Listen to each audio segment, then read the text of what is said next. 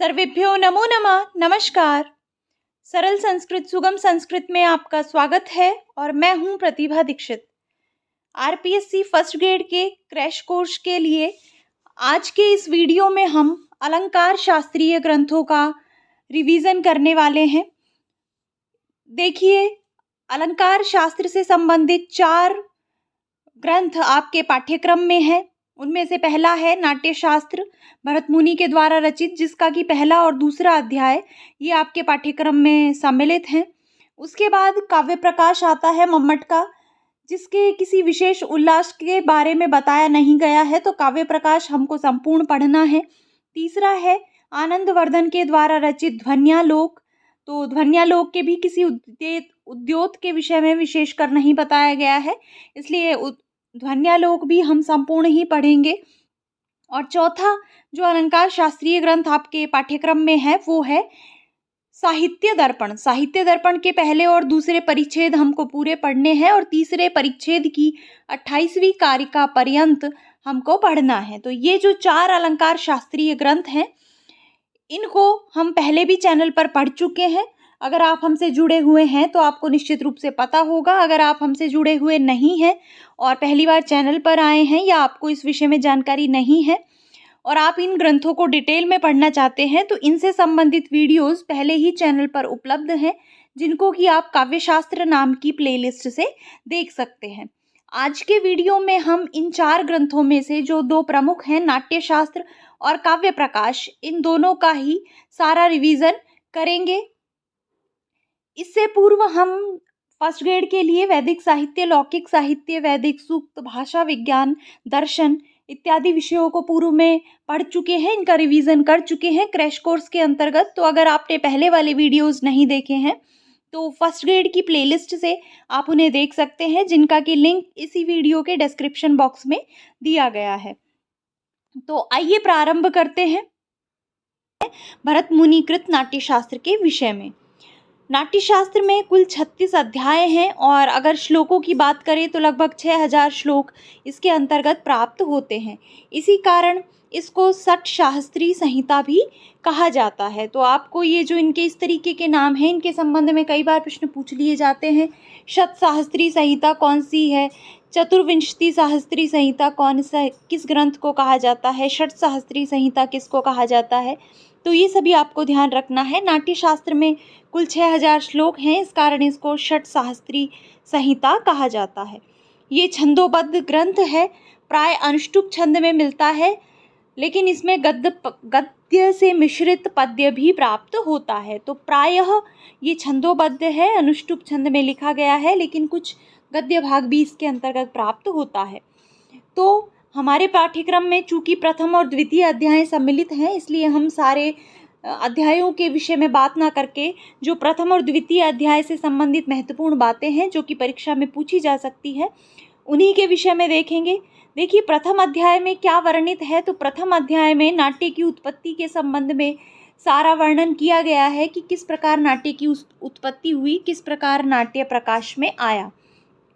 दूसरा जो अध्याय है उसमें प्रेक्षागृहों का विधान किया गया है। रंगशीर्ष, रंगपीठ, मत्तवारिणी, प्रेक्षागृह, यवनिका इत्यादि नाट्य विषयक तत्वों का विशद विवेचन किया गया है। और इस द्वितीय अध्याय से तत्कालीन वास्तुकला एवं काष्ठकला का परिचय हमें प्राप्त होता है।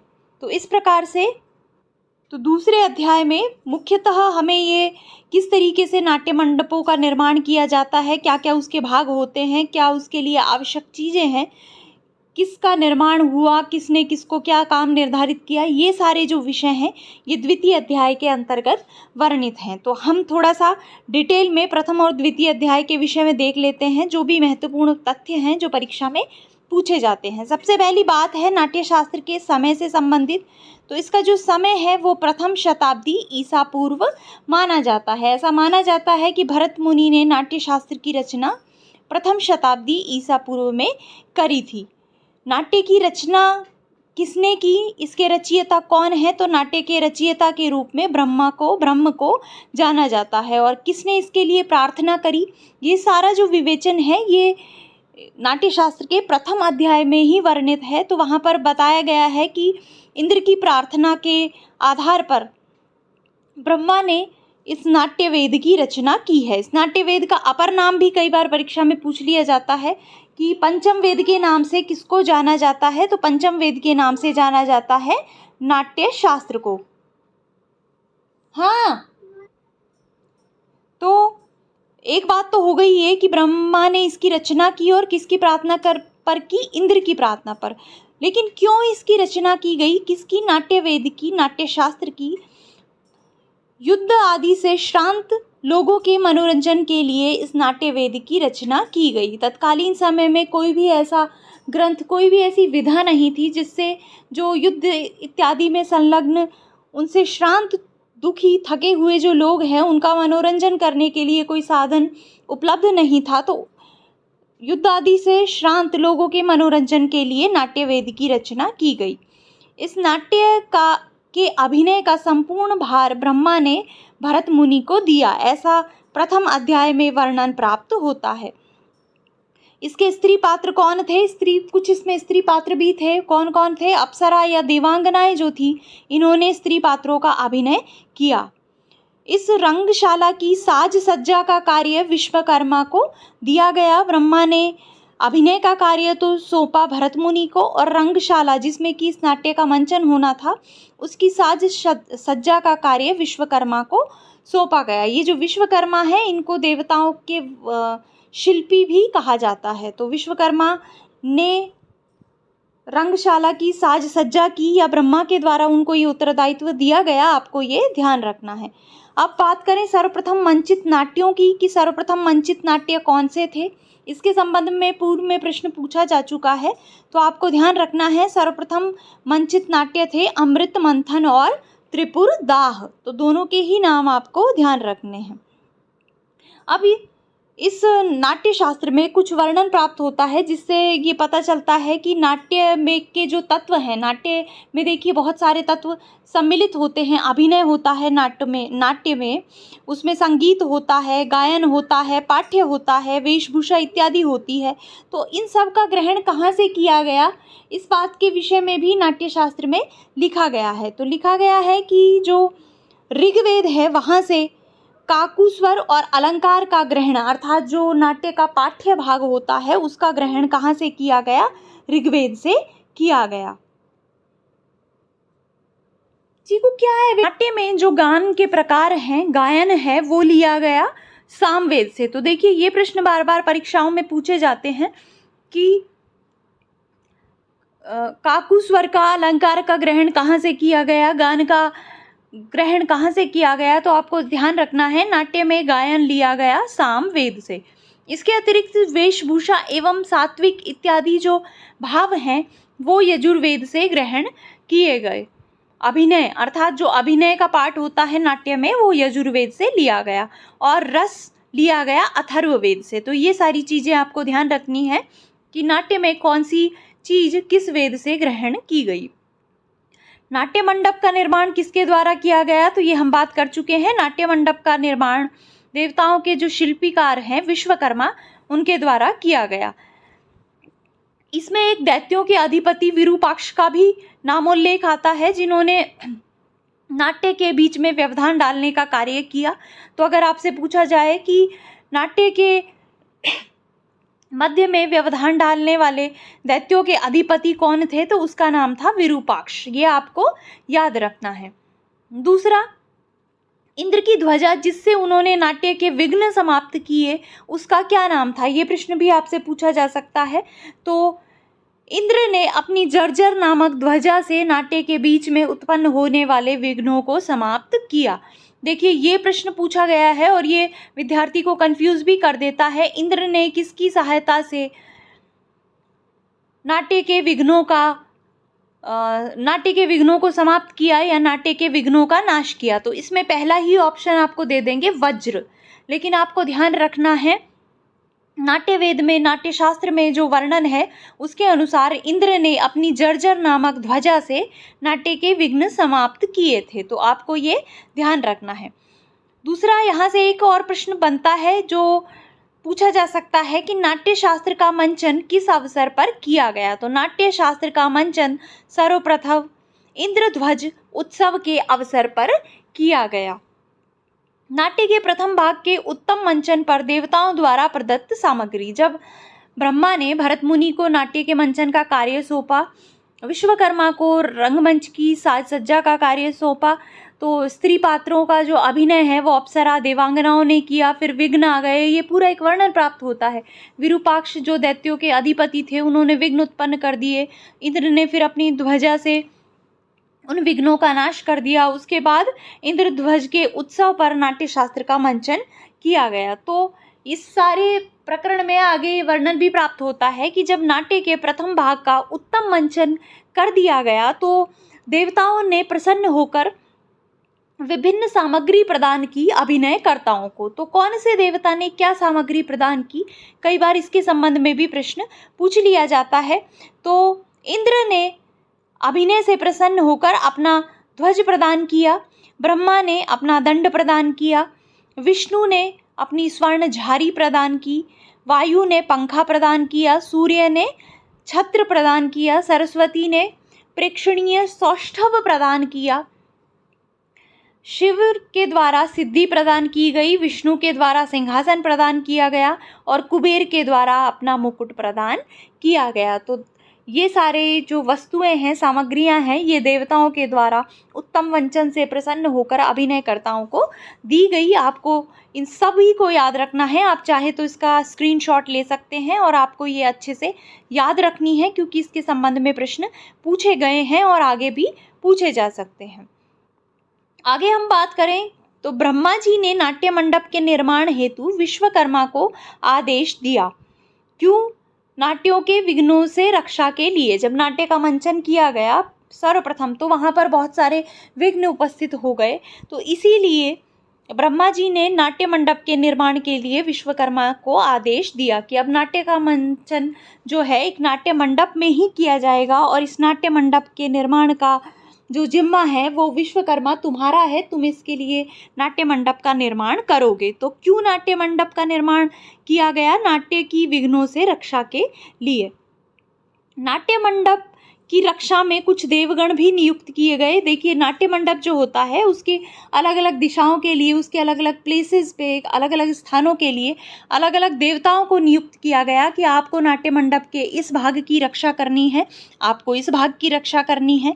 तो कई बार इसके संबंध में भी पूछा जा गया है और आगे भी पूछा जा सकता है कि नाट्य मंडप की रक्षा कौन से की रक्षा में किस देवता को नियुक्त किया गया, या नेपथ्य की रक्षा कौन से देवता के द्वारा की गई, या आकाश जो नाट्य मंडप का आकाश है उसकी रक्षा करने का कार्य कौन से देव करते हैं। तो देख लेते हैं एक बार हम।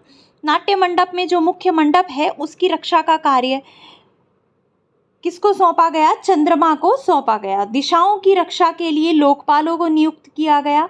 विदिशा की रक्षा के लिए मरुदगण को नियुक्त किया गया। नाट्य मंडप के मध्यवर्ती भाग के लिए आदित्य और रुद्र को नियुक्त किया गया। नाट्य मंडप का जो पृथ्वी भाग था उसकी रक्षा के लिए महोदधि को नियुक्त किया गया। इसके नेपथ्य के लिए जो मित्रगण हैं, मित्र देवता हैं, उनको नियुक्त किया गया। आकाश भाग की रक्षा के लिए वरुण को, वेदिका जो वहाँ पर अग्नि प्रज्वलित होती है, वेदिका होती है, उसकी रक्षा के लिए अग्नि को, और जो वाद्य यंत्र वहाँ पर उपलब्ध होते हैं नाट्यशाला में, नाट्य मंडप में, उसकी रक्षा के लिए विश्वदेवा को नियुक्त किया गया। तो ये अलग अलग देवगण अलग अलग भागों की, नाट्य के अलग अलग तत्वों की रक्षा के लिए नियुक्त किए गए। इनको भी आपको ध्यान रखना है। आप चाहें तो इनका एक स्क्रीनशॉट ले सकते हैं और इसको आपको अच्छे से याद रखना है। अब जो पात्र अभिनय करते हैं नाटक में, उनकी रक्षा का कार्य भी कुछ देवताओं को सौंपा गया। तो कौन से देवता कौन से पात्र की रक्षा करते हैं? तो जो नायक हैं उनकी रक्षा का कार्य इंद्र को सौंपा गया। नायिका की रक्षा का कार्य सरस्वती को सौंपा गया। विदूषक की रक्षा का कार्य ओमकार को सौंपा गया। शेष अन्य पात्रों की रक्षा का कार्य सौंपा गया शंकर को। इसके अतिरिक्त इस नाट्य मंडप में 2 द्वारपाल नियुक्त किए गए, मृत्यु और नियति। रंगमंच के मध्य में इंद्रदेव विराजमान हो गए और मध्य भाग में विराजमान हो गए ब्रह्मा। तो इस प्रकार से ये सारे देवता, ये सारे देवगण मिलकर इस पूरे नाट्य मंडप की रक्षा का कार्य करते थे। इनके लिए इनको नियुक्त किया गया। अब जो इंद्र की ध्वजा है, जिसका कि उल्लेख किया गया है, जिसको उन्होंने विघ्नों की समाप्ति के लिए प्रयुक्त किया था, जर्जरा ध्वजा, उस जर्जरा ध्वजा पर विराजमान देवताओं का भी एक क्रम बताया गया है। नाट्य मंडप में देखिए ध्वजा होती है, जर्जरा ध्वजा, उस पर देवगण एक क्रम में विराजमान होते हैं। कई बार इसके संबंध में भी प्रश्न पूछा जाता है कि जर्जरा ध्वजा पर विराजमान देवताओं का सही क्रम है, ऊपर से नीचे बताइए या नीचे से ऊपर बताइए। तो ये जो क्रम मैंने लिखा है, इसी क्रम में ध्वजा पर इस प्रकार की मान लीजिए ध्वजा है, तो उस पर इस तरह से देव विराजमान होते हैं। सबसे ऊपर के भाग में ब्रह्मा विराजमान होते हैं, उसके बाद हर विराजमान होते हैं, हर अर्थात शिव जी, उसके पश्चात विष्णु, उसके पश्चात कार्तिकेय, और उसका जो निचला भाग है उसकी रक्षा या उस वहाँ पर जो विराजमान देवता हैं वो हैं वासुकी, तक्षक। तो 5 देवता इसमें विराजमान होते हैं जर्जरा ध्वजा पर। इनको आपको क्रम से ऊपर नीचे इस प्रकार से याद रखना है ताकि कैसे भी प्रश्न पूछा जाए आप उसको बता पाएं। अगला यहाँ पर प्रसंग आता है प्रेक्षागृह का। प्रेक्षागृह का क्या तात्पर्य है? प्रेक्षागृह का तात्पर्य है नाट्यशाला, जहाँ पर नाटक का अभिनय किया जाएगा, मंचन किया जाएगा, वो प्रेक्षागृह कहलाता है। तो 3 प्रकार के प्रेक्षागृहों का उल्लेख नाट्य शास्त्र में किया गया है। कौन कौन से? विकृष्ट प्रेक्षागृह, चतुरस्र प्रेक्षागृह और त्रयस्र प्रेक्षागृह। इनको भी पुनः फिर इनके माप के अनुसार ज्येष्ठ, मध्यम और अधम, इन 3 भागों में विभाजित किया गया है। तो अगर प्रेक्षागृहों के प्रकारों की बात करें तो विकृष्ट प्रेक्षागृह जो होता है उसका आकार आयताकार होता है, इस प्रकार का होता है, जो आकृति ये बनी हुई है ये कहलाता है विकृष्ट प्रेक्षागृह। और ये भी फिर माप के अनुसार ज्येष्ठ, मध्यम और अधम, इस प्रकार से 3 प्रकार का होता है। इसी प्रकार चतुरस्र प्रेक्षागृह होता है जिसकी चारों भुजाओं समान होती हैं, इस तरह से वर्ग की आकृति वाला चौकोर नाट्यशाला चतुरस्र प्रेक्षागृह कहलाती है। ये भी माप के आधार पर ज्येष्ठ, मध्यम और अधम 3 प्रकार की हो सकती है। इसी प्रकार होता है त्रयस्र अर्थात त्रिभुजाकार प्रेक्षागृह, ये भी ज्येष्ठ, मध्यम और अधम के प्रकार से 3 प्रकार का होता है। विप्रकृष्ट चतुरस्र त्रयस्र च एव तु मंडपः तेषां 3 प्रमाणानि ज्येष्ठम, मध्यमम तथा अवरम। अब इनमें से जो ज्येष्ठ है वो किस माप का होना चाहिए, उसका क्या आकार होना चाहिए, तो इसके विषय में उल्लेख किया गया है कि जो ज्येष्ठ मंडप है वो 108 हाथ का होता है और ये श्रेष्ठ प्रकार का मंडप होता है, इसमें देवताओं का अभिनय होता है। दूसरा है मध्यम श्रेणी का प्रेक्षागृह। मध्यम श्रेणी का प्रेक्षागृह का जो माप है वो 64 हाथ का होता है और इसमें राजाओं का अभिनय होता है। और अंतिम होता है अवर या अधम, ये 32 हाथ का प्रेक्षागृह होता है और इसमें अवशिष्ट जनों का अभिनय किया जाता है। तो इस तरीके से आपको इनके माप भी याद रखने हैं कि ज्येष्ठ कितने हाथ का होता है और किसका अभिनय इनमें किया जाता है, ये चीज़ भी आपको याद रखनी है। अब देखिए जो प्रेक्षागृह होता है उसमें इस प्रकार की स्ट्रक्चर होती है। तो रंग शीर्ष होता है, एक रंग पीठ होता है और कुछ देवगण, कुछ स्तंभ निर्धारित किए गए हैं, वहाँ पर वो लोगों के बैठने की व्यवस्था की गई है। तो इस प्रकार की एक पूरी व्यवस्था है जिसका कि उल्लेख नाट्य शास्त्र में किया गया है। तो देखिए रंग शीर्ष में यहाँ पर नाटक का मंचन होता था, ये रंगपीठ है, यहाँ पर बैठने की व्यवस्था दर्शकों के लिए होती थी। तो प्रथम जो श्वेत स्तंभ होता था, जो सबसे आगे विद्यमान होता था, उसमें ब्राह्मण वर्ण के लोग बैठते थे। दूसरा था रक्त वर्ण स्तंभ, यहाँ पर क्षत्रिय वर्ण के लोग बैठते थे। और तीसरा था उदीची और प्रदीची, यहाँ पर पीत वर्ण, ये पीत वर्ण का होता था और इसमें वैश्य वर्ण बैठते थे। इसके अतिरिक्त उत्तर पूर्व दिशा में नील वर्ण के स्तंभ होते थे जहाँ पर शूद्रों के बैठने की व्यवस्था का उल्लेख किया गया है। तो इस प्रकार से ये पूरा बारीकी से एक वैज्ञानिक विश्लेषण किया गया है नाट्य के विषय में कि किस प्रकार नाट्य का मंचन होगा, कौन सा भाग कहाँ से लिया जाएगा, कौन सा देवता किस भाग की रक्षा करेगा, कौन सा देव कहाँ पर विराजमान होगा, क्या नाट्य का रहेगा मंचन का तरीका कि भाई इस तरीके से यहाँ पर एक रंग शीर्ष होगी, एक पर्दे के पीछे का भाग होगा, एक पर्दे के आगे का भाग होगा, फिर दर्शकों के बैठने की व्यवस्था का निर्धारण है। बहुत ही वैज्ञानिक और तार्किक तरीके से ये सारा विवेचन हमें नाट्य शास्त्र के अंतर्गत प्राप्त होता है। तो देखिए मुख्य यही विषय हैं जिनके की संबंध में प्रश्न पूछे जा सकते हैं। तो आपको ये जो प्रेक्षागृहों के प्रकार हैं, ज्येष्ठ, मध्यम, अधम हैं, इनके कितने हाथ का है, किसमें किसका अभिनय होता है, इसके अतिरिक्त कौन से देवता ने प्रसन्न होकर क्या सामग्री दी, कौन पात्र की रक्षा कौन से देवता करते हैं, जर्जरा ध्वजा पर विराजमान देवता कौन से हैं। तो ये सारे जो विषय हैं ये आपको अच्छे तरीके से याद रखने हैं क्योंकि ये ही पूछे जाते हैं। अब हम बात करते हैं दूसरे प्रमुख अलंकार शास्त्रीय ग्रंथ काव्य प्रकाश के विषय में। काव्य प्रकाश जैसा कि आप सभी जानते हैं आचार्य मम्मट के द्वारा रचित है। ये 10 उल्लासों में विभक्त है। इसका विभाजन 10 भागों में किया गया है जिनका की नाम दिया गया है उल्लास। इसमें 3 अंश प्राप्त होते हैं, 3 तरीके की चीज़ें प्राप्त होती हैं। पहली कारिका है, दूसरी वृत्ति है और तीसरा है उदाहरण। पहले कुछ कारिकाएं दी गई हैं, फिर उसकी वृत्ति की गई है, उसकी व्याख्या की गई है और फिर कुछ उदाहरण दिए गए हैं। तो इसमें 142 कारिकाएं और 603 उदाहरण प्राप्त होते हैं। तो ये आपको ध्यान रखना है कि 10 उल्लासों में काव्य प्रकाश का विभाजन किया गया है। कारिका, वृत्ति और उदाहरण ये 3 अंशों में, 3 भागों में इसको विभाजित किया जा सकता है और इसके अंतर्गत 142 कारिकाएं और 603 उदाहरण प्राप्त होते हैं। अब मम्मट की उपाधियों के संबंध में भी कई बार प्रश्न पूछ लिए जाते हैं। तो इनकी जो 2 प्रमुख उपाधियां हैं, पहली है राजानक, इनको राजानक की उपाधि प्राप्त थी। दूसरी है ध्वनि प्रस्थापन परमाचार्य। हालांकि ध्वनि सिद्धांत के प्रतिपादक के रूप में आनंदवर्धन को जाना जाता है जिन्होंने की ध्वन्यालोक काव्य की रचना करके और ध्वनि को बहुत ही महत्वपूर्ण स्थान दिया काव्य शास्त्रीय ग्रंथों में।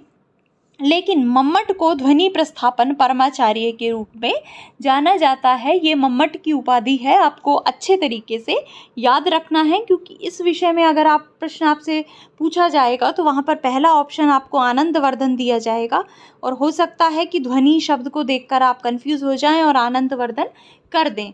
लेकिन आपको ध्यान रखना है ध्वनि प्रस्थापन परमाचार्य ये मम्मट की उपाधि है।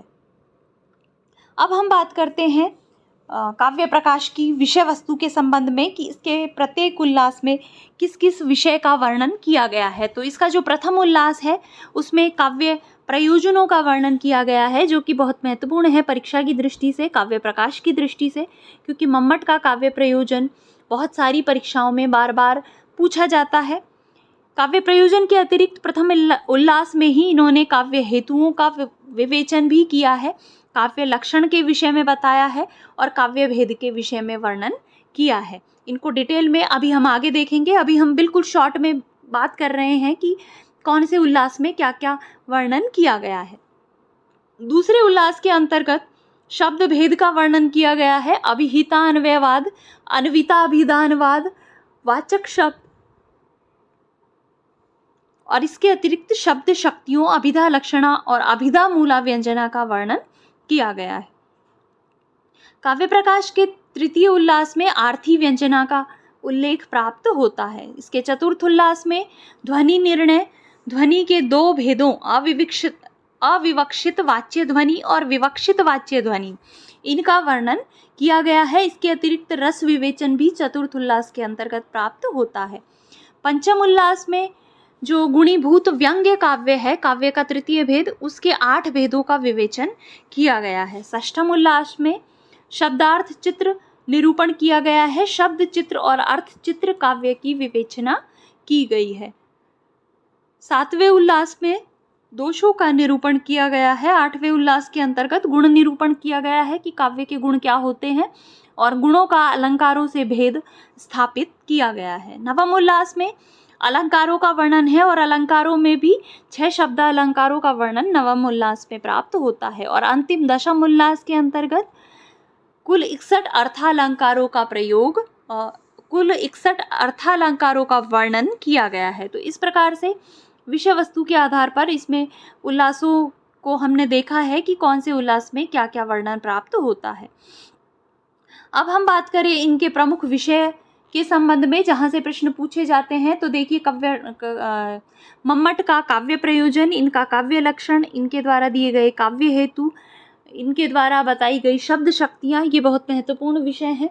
तो इनसे संबंधित प्रश्न बार बार पूछे जाते हैं। तो सबसे पहले हम बात करें इनके काव्य प्रयोजन के विषय में कि काव्य का क्या प्रयोजन होता है, काव्य की रचना किसी भी कवि के द्वारा क्यों की जाती है, इसके विषय में मम्मट लिखते हैं, काव्यम यशसे अर्थकृते व्यवहार विदे शिवेतर क्षतये सद्यः परिनिवृत्तये कांता सम्मितयो उपदेश युजे।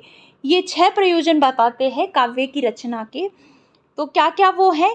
काव्य यश के लिए किया जाता है, काव्य व्यवहार विदे, व्यवहार का ज्ञान प्राप्त करने के लिए किया जाता है, शिवेतर, शिव से जो इतर है अर्थात जो अकल्याणकारी है उसके नाश के लिए काव्य रचना की जाती है, सद्य परिनिवृत्तये, अनिष्ट के नाश के लिए, और उसके अतिरिक्त परमानंद के लिए और कांता सम्मित उपदेश के लिए।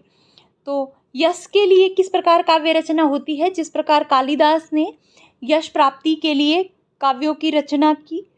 दूसरा है धन प्राप्ति के लिए, जैसे कि रत्नावली के रचयिता हैं श्रीहर्ष। ऐसा माना जाता है कि इनके अधीन किसी कवि ने काव्यों की रचना करके और श्रीहर्ष को दे दिया और श्रीहर्ष ने फिर अपने नाम से इन काव्यों को प्रचलित कर दिया। तो धन प्राप्ति के लिए वो जो कवि थे उन्होंने काव्यों की रचना की। व्यवहार ज्ञान भी हमें काव्यों से प्राप्त होता है, तो व्यवहार ज्ञान के लिए भी काव्यों की रचना की जाती है। इसके अतिरिक्त है अनिष्ट नाश, कवि स्वयं अपने अनिष्ट के नाश के लिए या फिर उसके जो पाठक हैं उनके अनिष्ट के नाश के लिए काव्यों की रचना करते हैं। जैसे मयूर कवि के द्वारा कुष्ठ निवारण हेतु सूर्य शतक की रचना की गई। इसके अतिरिक्त परमानंद भी काव्य का एक प्रमुख प्रयोजन है और कांता सम्मित उपदेश। तो ये 6 प्रयोजन काव्य के संबंध में बताए गए हैं। ये जो कारिका है काव्यम यश से अर्थकृते, इसको आपको बहुत अच्छे तरीके से याद रखना है क्योंकि इससे संबंधित प्रश्न बार बार परीक्षा में पूछे जाते हैं। तो ये हो गया काव्य प्रयोजन। अब ये जो 6 काव्य प्रयोजन हैं इनको पाठक, कवि और उभयकृत इस आधार पर 3 भागों में विभाजित किया गया है। अर्थात कुछ काव्य प्रयोजन ऐसे हैं जो केवल कवि के लिए हैं, कुछ ऐसे हैं जो पाठक के लिए हैं और कुछ ऐसे हैं जो दोनों के लिए हैं। तो इस प्रकार से कविकृत 2 काव्य प्रयोजन हैं। कौन कौन से? यश प्राप्ति और धन प्राप्ति, क्योंकि काव्य के द्वारा, काव्य रचना के द्वारा कवि को यश प्राप्ति हो सकती है और धन प्राप्ति भी हो सकती है। तो ये जो 2 प्रयोजन हैं ये केवल कवि के लिए हैं। इसके अतिरिक्त व्यवहार ज्ञान और कांता सम्मित उपदेश, ये 2 जो प्रयोजन हैं ये पाठक के लिए हैं। किसी भी पाठक को किसी काव्य को पढ़कर व्यवहार का ज्ञान प्राप्त होता है और कांता सम्मित उपदेश भी प्राप्त होता है। और 2 जो प्रयोजन हैं अनिष्ट का नाश और अलौकिक आनंद की प्राप्ति, ये कवि और पाठक दोनों के लिए हैं। जो काव्य रचना कर रहा है उसके अनिष्ट का नाश भी काव्य रचना से हो सकता है और जो पढ़ने वाले हैं उनके अनिष्ट का नाश भी हो सकता है। इसी प्रकार काव्य रचना में जो कवि है उसको भी अलौकिक आनंद की प्राप्ति हो सकती है और जो पढ़ने वाले हैं उनको भी अलौकिक आनंद की प्राप्ति हो सकती है। तो इस प्रकार से कवि, पाठक इत्यादि के आधार पर भी 3 भागों में इन 6 काव्य प्रयोजनों को बांटा गया है। तो ये जो इनका विभाजन है ये भी आपको याद रखना है क्योंकि इस प्रकार के प्रश्न भी कई बार पूछ लिए जाते हैं। अब हम बात करते हैं काव्य हेतुओं के संबंध में कि काव्य के क्या हेतु हैं, काव्य की रचना के क्या कारण हैं, काव्य की उत्पत्ति किन कारणों से होती है, उसके पीछे हेतु क्या हैं, काव्य के कारक क्या हैं। तो 3 काव्य हेतु मम्मट के द्वारा स्वीकार किए गए हैं, शक्ति, निपुणता और अभ्यास। शक्ति का तात्पर्य क्या है? शक्ति का तात्पर्य है प्रतिभा। ये कवित्व का बीज रूप संस्कार विशेष होता है जो किसी भी कवि विशेष में जन्म से ही विद्यमान होता है। काव्य को रचने का जो बीज रूप संस्कार विशेष है वो शक्ति कहलाता है। दूसरा जो काव्य हेतु है, काव्य की उत्पत्ति का कारक है, वो है निपुणता। व्युत्पत्ति भी इसको कहा जाता है। तो पुराण, इतिहास आदि के पर्यालोचन से समुद्भूत व्युत्पत्ति ही निपुणता कहलाती है। मान लीजिए किसी में जन्मजात योग्यता है कवित्व की, काव्य रचना की, लेकिन अगर वो उसका अभ्यास नहीं करता, उसकी पुराण इतिहास आदि को पढ़ता नहीं है और उनसे निपुणता प्राप्त नहीं करता, तो फिर काव्य रचना वो नहीं कर सकता। तो इसलिए निपुणता भी एक आवश्यक कारक होता है किसी भी काव्य की रचना में। और तीसरा कारक है अभ्यास। काव्यज्ञों के अर्थात जो काव्य के जानकार हैं उनके उपदेशानुसार काव्य लेखन का पुनः पुनः अभ्यास करते जाना, ये अभ्यास कहलाता है। तो इस प्रकार से शक्ति, निपुणता और अभ्यास, ये 3 काव्य हेतु या काव्य के कारक माने गए हैं मम्मट के द्वारा। इसके संबंध में जो कारिका है वो भी आपको याद रखनी चाहिए। शक्ति निपुणता लोक शास्त्र काव्याद्य अवेक्षणात् काव्यज्ञ शिक्षया अभ्यासः इति हेतु तदुद्भवे। ये उसके उद्भव के हेतु होते हैं। किसके उद्भव के? काव्य के उद्भव के। तो ये आपको ध्यान रखना है। उसके पश्चात आता है मम्मट का काव्य लक्षण। मम्मट का काव्य लक्षण भी बहुत इंपॉर्टेंट है, परीक्षा में इससे संबंधित प्रश्न भी बार बार देखे जाते हैं। तो क्या काव्य लक्षण देते हैं मम्मट? किसे काव्य कहते हैं? तो एक काव्य की ये डेफिनेशन देते हैं, एक परिभाषा देते हैं और कहते हैं कि तद आदोषौ शब्दार्थौ सगुणौ अनलंकृति पुनः क्वापि। तद आदोषौ, दोष से रहित शब्द और अर्थ जो कैसे हो? सगुण हो, गुण से युक्त हो, और फिर कहीं कहीं अगर अनलंकृत भी हो, अलंकार रहित भी हो, तो इस प्रकार के शब्दार्थ काव्य कहलाते हैं। तो 4 चीजें इसके अंतर्गत देखने को मिलती हैं। शब्दार्थ काव्य कहलाते हैं, लेकिन कैसे शब्दार्थ? जो आदोष हो, दोष से रहित हो, गुण युक्त हो, अलंकृत हो, लेकिन अगर कहीं कहीं बिना अलंकार के भी हैं तो भी वो काव्य कहलाते हैं। तो ये जो इनका काव्य लक्षण है, इसको आपको अच्छे से याद रखना है। देखिए, ये काव्य लक्षण देते हुए अन्य विद्वानों के काव्य लक्षणों का खंडन भी करते हैं। तो उनमें से हम अन्य विद्वानों के काव्य लक्षण भी यहाँ पर एक बार सरसरी निगाह से देख लेते हैं। भामह जो काव्य का लक्षण देते हैं वो कहते हैं शब्दार्थौ सहितौ काव्यम। शब्द अर्थ के सहित काव्य कहलाते हैं। तो इसी को आगे बढ़ाते हुए, कुछ विशेषताएं बताते हुए मम्मट इसको आगे बढ़ा देते हैं और कहते हैं कि शब्दार्थ तो काव्य है, लेकिन कैसे शब्दार्थ? जो गुणों से युक्त हों, दोषों से रहित हों और अलंकृत हों, प्रायः अलंकृत हों, ऐसे शब्दार्थ काव्य कहलाते हैं। लेकिन भामह क्या कहते हैं? शब्दार्थौ सहितौ काव्यम। शब्द अर्थ के सहित काव्य कहलाते हैं। रुद्रट का काव्य लक्षण है शब्दार्थौ काव्यम। शब्द और अर्थ काव्य होते हैं। वामन कहते हैं काव्य शब्दो अयम गुणालंकार संस्कृतयो शब्दार्थयो वर्तते, या फिर रीतिरात्मा काव्यस्य। जो रीति है, वाक्यों की संघटना विशेष है, उसको ये काव्य की आत्मा बताते हैं। कुंतक क्या कहते हैं? वक्रोक्ति काव्य जीवितम। कुंतक वक्रोक्ति को ही काव्य का जीवित, उसका आत्म तत्व बता देते हैं। दंडी क्या काव्य लक्षण देते हैं? दंडी कहते हैं शरीरम तावत इष्टार्थ व्यवच्छिन्ना पदावली। आनंदवर्धन का काव्य लक्षण है ध्वनिरात्मा काव्यस्य। इसी प्रकार पंडित जगन्नाथ कहते हैं रमणीयार्थ प्रतिपादकः शब्दः काव्यम। विश्वनाथ जो कि साहित्य दर्पणकार हैं, साहित्य दर्पण के रचयिताकार हैं, वो काव्य की डेफिनेशन, परिभाषा देते हुए कहते हैं वाक्यम रसात्मकम काव्यम। तो ये अलग अलग अलंकार शास्त्रियों ने अलग अलग प्रकार की परिभाषाएं दी है, इनको भी आपको ध्यान रखना है। हेमचंद्र लिखते हैं अदोषौ सगुणौ सालंकारौ च शब्दार्थौ काव्यम। तो ये लगभग वही बात कहते हैं जो कि मम्मट कहते हैं। इसके अतिरिक्त वाग्भट्ट की भी परिभाषा है। ये कहते हैं शब्दार्थौ निर्दोषौ सगुणौ प्रायः सालंकारौ च काव्यम।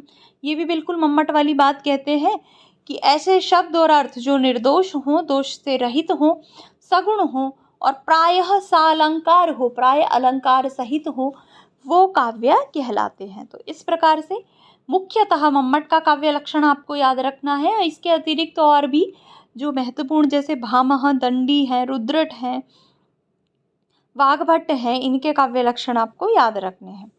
काव्य लक्षणों के पश्चात बात करते हैं काव्य भेदों की, कि काव्य के कितने भेद होते हैं, काव्य कितने प्रकार के होते हैं। तो मम्मट 3 प्रकार के काव्य स्वीकार करते हैं। ध्वनि काव्य, जिसको कि ये उत्तम काव्य कहते हैं। दूसरे प्रकार के काव्य है गुणीभूत व्यंग्य काव्य अर्थात मध्यम काव्य। और तीसरे प्रकार का काव्य होता है चित्र काव्य अर्थात अधम काव्य। ये चित्र काव्य भी फिर शब्द चित्र और अर्थ चित्र, इसके भेद से 2 प्रकार का होता है।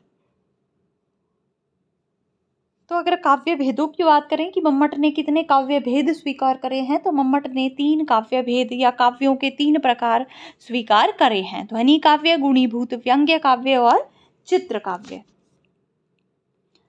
अब इनमें से ध्वनि काव्य क्या है? इदम उत्तमम अतिशायिनी व्यंग्ये वाच्याद ध्वनि बुधई कथितः। इनमें से जो उत्तम है, जहाँ पर जो व्यंग्य है वो वाच्य का अतिक्रमण करके व्यंग्य अर्थ जहाँ पर प्रधान हो जाता है, ऐसा काव्य ध्वनि काव्य कहलाता है। दूसरा है गुणीभूत व्यंग्य काव्य। इसके 8 भेद मम्मट स्वीकार करते हैं। गुणीभूत व्यंग्य काव्य क्या है? अतादृशी गुणीभूत व्यंग्यम व्यंग्ये तु मध्यमम। वाच्यार्थ से अधिक चमत्कारी व्यंग्य नहीं होने पर, जहाँ पर जो वाच्यार्थ है वो बराबर हो व्यंग्य के, वाच्यार्थ से अधिक चमत्कारी व्यंग्य नहीं हो, वहाँ पर गुणीभूत व्यंग्य काव्य होता है। व्यंग्य तो हो लेकिन वाच्यार्थ से अधिक चमत्कारी नहीं हो, ऐसा काव्य गुणीभूत व्यंग्य काव्य या मध्यम काव्य कहलाता है। और तीसरा प्रकार है चित्र काव्य। व्यंग्यार्थ से रहित काव्य चित्र काव्य होता है। शब्द चित्रम वाक्य चित्रम अव्यंग्यम तु अवरम स्मृतम, और इसको अवर या अधम काव्य भी माना जाता है। तो जो षष्ठम उल्लास है काव्य प्रकाश का, उसमें ये इन चित्र काव्यों के भेद शब्द चित्र और अर्थ चित्र की विवेचना करते हैं। शब्द चित्र का तात्पर्य है जहाँ पर कोई व्यंग्यार्थ नहीं अपितु शब्दों के द्वारा चमत्कार प्रदर्शन किया जाता है, ऐसा काव्य शब्द चित्र काव्य कहलाता है। और दूसरा है अर्थ चित्र, जहाँ पर रस की अपेक्षा अलंकार इत्यादि की प्रधानता हो और अर्थपरक चमत्कार उत्पन्न किया जाए, वहाँ पर होता है अर्थ चित्र काव्य। दोनों चित्र एक साथ, कभी शब्द प्रधान कभी अर्थ प्रधान, तो दोनों चित्र एक साथ चलते हैं। कभी वहाँ पर शब्द प्रधान हो जाता है तो शब्द चित्र काव्य हो जाता है, और अगर अर्थ की प्रधानता हो जाती है तो अर्थ चित्र काव्य हो जाता है। तो इस प्रकार से 3 काव्य भेद मम्मट ने स्वीकार किए हैं। इसके अतिरिक्त दूसरे उल्लास में ये शब्द भेद बताते हुए 3 प्रकार के शब्द बताते हैं। वाचक शब्द, लाक्षणिक शब्द और व्यंजक शब्द। ये 3 प्रकार के शब्द 3 ही प्रकार के अर्थों को उद्घाटित करते हैं, वाच्यार्थ, लक्ष्यार्थ और व्यंग्यार्थ। इसके अतिरिक्त एक चतुर्थ अर्थ तात्पर्यार्थ की बात भी ये करते हैं, और चतुर्थ अर्थ तात्पर्यार्थ के आधार पर ही फिर 2 वादों की चर्चा इनके द्वारा की गई है। अभिहिता अन्वयवाद, जिसको कि भट्ट मत भी कहा जाता है, और दूसरा है अन्विता अभिधान वाद। सबसे पहले बात करते हैं अभिहिता अन्वयवाद की। इसको भट्ट मत कहते हैं। ये कुमारिल भट्ट के द्वारा प्रचारित किया गया। इसके अनुसार पहले अभिहित अर्थ प्राप्त होता है, तत्पश्चात अन्वित अर्थ प्राप्त होता है। अर्थात किसी भी वाक्य को, काव्य को पढ़ते हुए पहले हम पद के अर्थ को समझते हैं और तत्पश्चात हम वाक्य के अर्थ को समझते हैं। तो पहले अभिहित अर्थ हमें ज्ञात होता है और तत्पश्चात अन्वित अर्थ ज्ञात होता है, वाक्य का अर्थ ज्ञात होता है। इस वाद के अनुसार जो पद हैं वो प्राथमिक हैं और वाक्य द्वितीयक इकाई हैं। पदार्थ का संबंध शब्द से नहीं है अपितु वक्ता के तात्पर्य के अनुसार है, ऐसा ये सिद्धांत मानता है। दूसरे प्रकार का जो वाद है वो है अन्विता अभिधान वाद। इसको गुरु मत या प्रभाकर मत भी गुरु मत भी कहा जाता है, और ये किसके द्वारा लाया गया था? ये लाया गया था, इसके प्रवर्तक हैं प्रभाकर। इसके अनुसार अन्वित अर्थ तत्पश्चात अभिधान अर्थ, अर्थात सबसे पहले अन्वित अर्थ किसी भी वाक्य का अर्थ हम समझते हैं और उसके पश्चात पदों का अर्थ सामने आता है। तो अन्वय के बाद ही वाक्य के अर्थ की प्रतीति होती है, ऐसा ये सिद्धांत मानता है। इस वाद के अनुसार वाक्य प्राथमिक हैं और शब्द द्वितीयक हैं। वाचक शब्द क्या है, अब इसकी बात करें तो साक्षात संकेतितम यो अर्थम अभिदत्तते सह वाचकः। ऐसा शब्द जो साक्षात संकेतित अर्थ को धारण करता है वो वाचक शब्द कहलाता है। संकेत क्या है, संकेत का तात्पर्य है शक्ति। संकेतित अर्थ किसी भी शब्द का संकेतित अर्थ 4 प्रकार का होता है, जाति, गुण, क्रिया तथा यदृच्छा। इसके संबंध में भी कई बार प्रश्न पूछा जाता है, तो आपको ध्यान रखना है संकेतित अर्थ 4 प्रकार का होता है, जाति, गुण, क्रिया और यदृच्छा। अब शब्द शक्तियों की विवेचना भी काव्य प्रकाश में मम्मट के द्वारा की गई है। शब्द शक्तियाँ 3 बताई गई हैं, अभिधा, लक्षणा और व्यंजना। सबसे पहले बात करते हैं अभिधा की, तो स मुख्यो अर्थस्तत्र मुख्यो व्यापारो अस्य अभिधो उच्यते।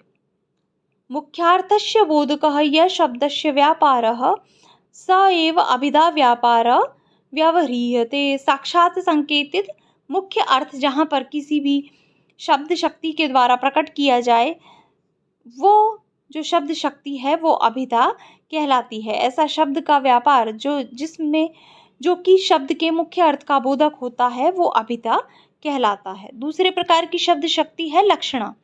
मुख्यार्थ बाधे तद योगे रूढ़ितो अथ प्रयोजनात् अन्यो अर्थे लक्ष्यते यत् सा लक्षणा आरोपिता क्रिया। मुख्यार्थ के बाधित हो जाने पर और उससे युक्त रूढ़ि और प्रयोजन के द्वारा जब अन्य अर्थ लक्षित होता है तो वो लक्षणा शब्द शक्ति होती है। लक्षणा के 3 हेतु इसमें बताए गए हैं। मुख्यार्थ का बाद, मुख्यार्थ से योग अर्थात मुख्यार्थ से संबंध, और रूढ़ि अथवा प्रयोजन।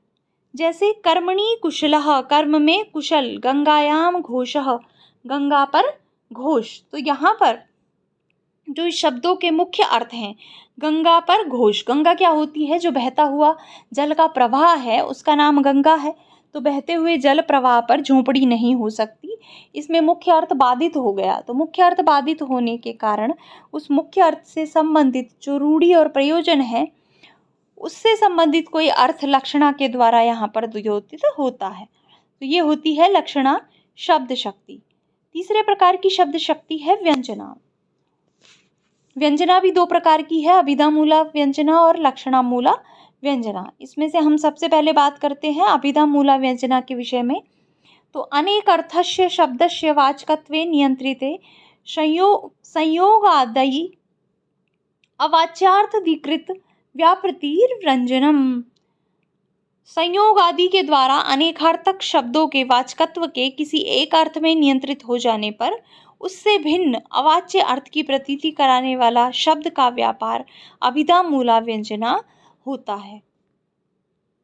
और तृतीय उल्लास में आर्थी व्यंजना की बात की गई है। आर्थी व्यंजना अर्थ के आधार पर व्यंजना शब्द शक्ति जहाँ पर प्रकट हो, अर्थ के द्वारा व्यंग्य जहाँ पर प्रकट हो, ये 10 इसके व्यापार बताए गए हैं। वक्ता विशिष्ट, वक्त्री वैशिष्ट्य, बोधव्यम।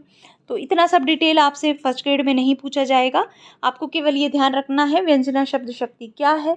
इसके अतिरिक्त व्यंजना के 2 भेद होते हैं, शाब्दी व्यंजना और आर्थी व्यंजना। इसमें से भी फिर शाब्दी व्यंजना 2 भागों में विभाजित है, अभिधा मूला और लक्षणा मूला, और आर्थी व्यंजना के 10 भेद बताए गए हैं। उसके पश्चात चौथे उल्लास में ध्वनि का विवेचन किया गया है। ध्वनि 2 प्रकार की है, अविवक्षित वाच्य या लक्षणा मूला ध्वनि, और विवक्षित वाच्य या फिर अभिधा मूला ध्वनि। तो आपके लिए इतना ही बहुत है, इतना ही आपसे पूछा जाएगा फर्स्ट ग्रेड में। आपको यही ध्यान रखना है कि ध्वनि के 2 भेदों का विवेचन इसमें अविवक्षित वाच्य ध्वनि और विवक्षित वाच्य ध्वनि इस प्रकार किया गया है। अगला विषय जो चतुर्थ उल्लास में वर्णित है वो है रस।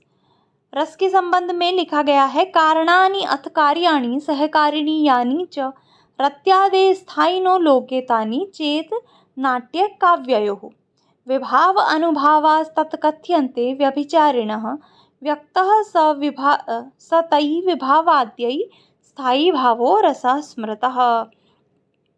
कि लोक में जो कारण होता है वो नाट्य में विभाव होता है, लोक में जो कार्य होता है वो नाट्य में अनुभाव होता है, और लोक में जो सहकारी कारण होता है वो नाट्य में व्यभिचारी कारण के रूप में जाना जाता है। और इन सभी से ही रस की उत्पत्ति किसी भी नाट्य काव्य में होती है। तो स्थायी भाव क्या होता है? टिकने वाला या स्थित रहने वाला, चित्त में चिरकाल तक वासना रूप में रहने वाले भाव, जिसे विरुद्ध या अविरुद्ध भाव दबा या छिपा नहीं सकते, वो स्थायी भाव कहलाता है।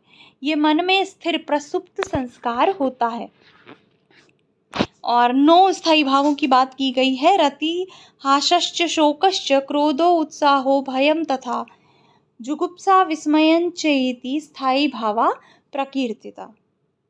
इसके अतिरिक्त नवा स्थायी भाव निर्वेद के रूप में भी स्वीकार किया गया है। निर्वेदः स्थायी भावो अस्ति शांतो अपि नवमो रसः। विभाव क्या है? तो जो कारण या हेतु है, निमित्त हैं रसानुभूति के, वो विभाव कहलाते हैं। ये विभाव 2 प्रकार के होते हैं, आलंबन और उद्दीपन विभाव। इनमें से जिसका सहारा लेकर रस उत्कृष्टता को प्राप्त होते हैं, वो आलंबन विभाव कहलाते हैं, जैसे कि नायक और नायिका।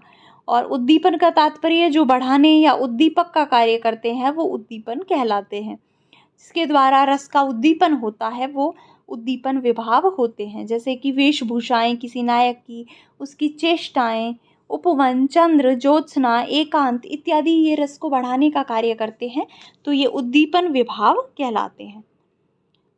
तीसरे हैं अनुभाव। भाव जागृति के पश्चात होने वाले अंग विकार अनुभाव कहलाते हैं। स्थायी भावों का अनुभव कराने वाले भाव, ऐसे भाव जिनसे स्थायी भावों का अनुभव होता है, अर्थात जैसे कोई किसी को लज्जा आ रही है तो वो जो हाव भाव बनाता है, अंग विकार करता है, वो अनुभाव कहलाता है। ये अनुभाव 3 प्रकार के होते हैं, सात्विक, कायिक और मानसिक। इसके पश्चात आता है व्यभिचारी भाव, या जो कि सहकारी कारण होते हैं। उद्बुद्ध जो भाव हैं, उनको पुष्ट करने के लिए व्यभिचारी भाव होते हैं। स्थायी भाव के परिपोषक तथा उन्हें रस अवस्था तक पहुंचाने वाले होते हैं।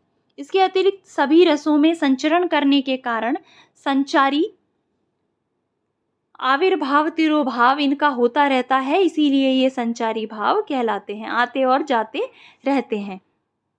इनकी संख्या कुल 33 मानी गई है, तो ये आपको ध्यान रखना है। उसके अतिरिक्त रस भेद की बात भी काव्य प्रकाश में की गई है। 9 रस हैं।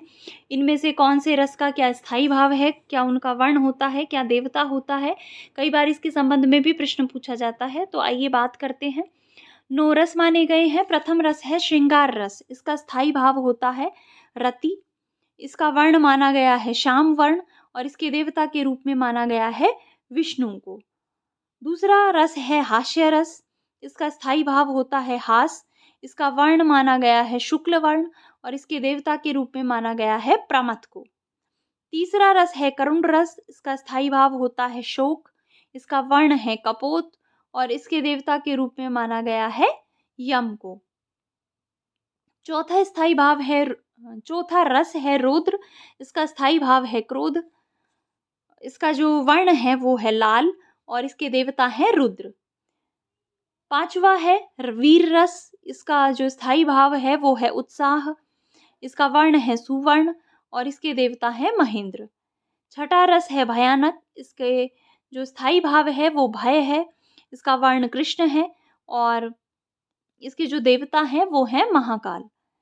7वां रस है विभत्स रस। इसके स्थायी भाव है जुगुप्सा। इसका वर्ण है नील, और इसके देवता है महाकाल।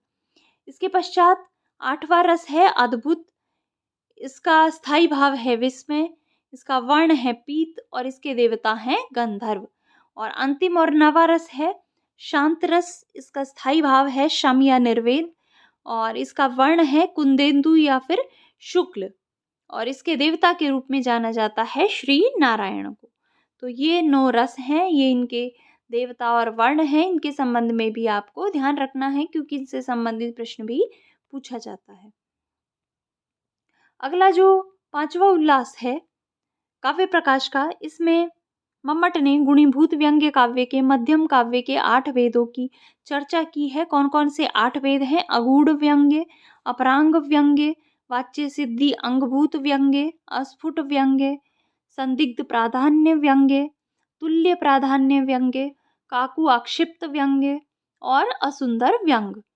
तो ये 8 इसके भेद हैं। आप नाम मात्र भी इनका याद रख लेंगे तो आपका काम हो जाएगा।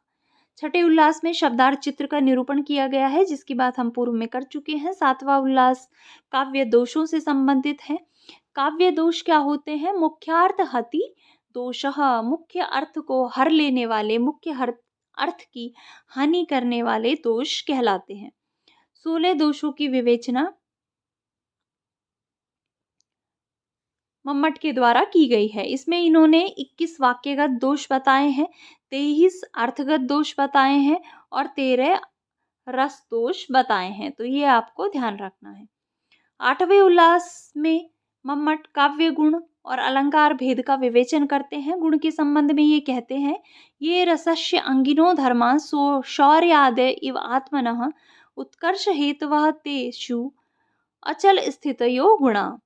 जो रस के अंगी धर्म होते हैं शौर्य इत्यादि के समान, जिस प्रकार आत्मा के शौर्य इत्यादि अंगी धर्म हैं, उसी प्रकार जो रस के अंगी धर्म हैं वो गुण होते हैं और ये रस के उत्कर्ष के कारण होते हैं। 3 गुणों की चर्चा ये करते हैं, माधुर्य, प्रसाद और ओज गुण। तो इनमें से माधुर्य क्या है? आह्लादकत्वम माधुर्यम श्रृंगारे द्युति कारणम। जो आह्लाद देने वाला होता है वो माधुर्य गुण कहलाता है और ये श्रृंगार में अधिकतर पाया जाता है और द्रुति का कारण होता है। संयोग श्रृंगार, करुण, विप्रलंब श्रृंगार और शांत, इन सभी में माधुर्य गुण देखने को मिलता है। इसमें ट, ढ, ढ़, ढ इत्यादि से रहित वाक्य देखने को मिलते हैं। समास रहित अथवा स्वल्प समास युक्त पद रचनाएं होती हैं। दूसरा गुण है ओज गुण। ओज गुण क्या है? तो दीप्त्यात्म विस्तृत हेतु ओजो वीर रस स्थिति। वीर रस में इसकी स्थिति होती है, ये दीप्ति का कारक होता है। इसका आधिक्य विभत्स और रौद्र रस में पाया जाता है। इसमें दीर्घ समास से युक्त रचनाएं देखने को मिलती हैं और ये जो ओज है ये चित्त को विस्तारित करने वाला होता है। इसके पश्चात तीसरा गुण है प्रसाद गुण। शुष्क ईंधन अग्निवत स्वच्छ जलवत सहसा एव यह व्याप्नोति अत्यन्यत प्रसादो असौ सर्वत्र विहित स्थिति। जो शुष्क ईंधन के समान, जिस प्रकार अग्नि सूखे ईंधन में तीव्रता से फैल जाती है, स्वच्छ जल किसी स्थान पर सहसा ही फैल जाता है, उसी प्रकार सहसा चित्त को बांध लेने वाला प्रसाद गुण होता है, जो सहसा ही चित्त में व्याप्त हो जाता है। ये जो प्रसाद गुण है सभी रसों में विद्यमान होता है, चित्त में सहसा व्याप्त होता है और इसमें पठन मात्र से ही अर्थ की प्रतीति हो जाती है। तो इस प्रकार से 3 गुणों का वर्णन मम्मट के द्वारा किया गया है। नवम उल्लास में अलंकारों का विवेचन, मुख्यतः शब्दालंकारों का, और उनमें भी 6 अलंकारों का विवेचन मम्मट करते हैं। वक्रोक्ति, अनुप्रास, यमक, श्लेष, चित्रालंकार और पुनरुक्तावद आभास। और अंतिम दसम उल्लास में 61 अर्थालंकारों का विवेचन मम्मट के द्वारा किया गया है। अलंकार क्या है इसके संबंध में ये लिखते हैं, उपकुर्वन्ति तम संतम ये अंग द्वारेण जातुचित हारादिवद अलंकारस्ते अनुप्रासोपमाद। यह अलंकार हारादि के समान होते हैं जो किसी की भी अंग की शोभा को बढ़ा देते हैं। तो अंग की शोभा को बढ़ाने वाले हार इत्यादि के समान अलंकार होते हैं, जो कि कौन कौन से हैं? अनुप्रास, उपमा इत्यादि हैं। तो काव्य प्रकाश के संबंध में ये सारी महत्वपूर्ण बातें हैं। आपको काव्य प्रकाश से संबंधित मुख्यतः कितने शब्दालंकारों का ये वर्णन करते हैं, कितने अलंकार अर्थालंकारों का करते हैं, कितने काव्य भेद ये स्वीकार करते हैं, इसके अतिरिक्त और जो भी है इनका काव्य प्रयोजन है, काव्य लक्षण है, काव्य हेतु है, ये सारी बातें आपको काव्य प्रकाश के संबंध में याद रखनी है।